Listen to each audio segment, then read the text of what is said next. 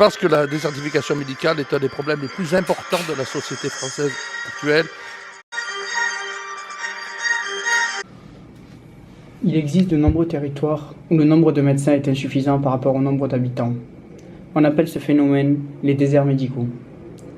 Malgré une augmentation continue des médecins en France, les prochains départs à la retraite et le fait que les professionnels de la santé soient inégalement répartis sur le territoire français devient inquiétant. Offrir à tous les Français la possibilité de se soigner est pourtant une des promesses du gouvernement d'Emmanuel Macron. Pour remédier à ce problème, le gouvernement encourage à prendre des mesures, comme inciter des jeunes médecins à s'installer dans des zones rurales ou peu fréquentées, ou l'ouverture de plus de maisons de santé.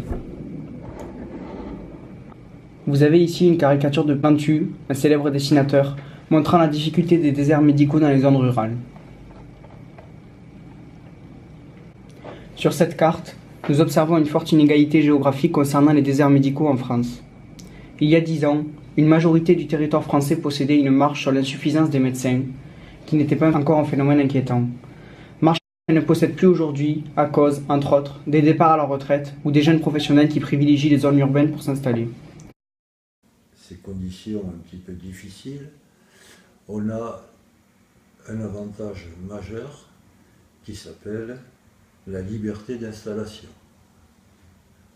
Chaque médecin prend le risque de s'installer à tel endroit, risque personnel, financier, en fonction de l'éloignement de la ville, en fonction de la patientèle, etc. Ce à quoi on tient beaucoup. Les territoires d'outre-mer sont, eux, dans un cas très préoccupant depuis déjà de nombreuses années, une situation qui ne s'arrange pas et qui ne s'arrangera visiblement pas. Dans un tout récent rapport, la Cour des comptes fait une présentation alarmante de la situation sanitaire dans les Outre-mer français. Constatant les difficultés persistantes, une prévention insuffisante et des systèmes de santé à la peine, la Cour rappelle que la République, si elle respecte les spécificités de chacun, est néanmoins une et indivisible. Et que... Une autre solution avait été également envisagée, déléguer les tâches aux infirmières, par exemple les vaccins, qui prennent beaucoup de place dans les emplois de temps des médecins généralistes.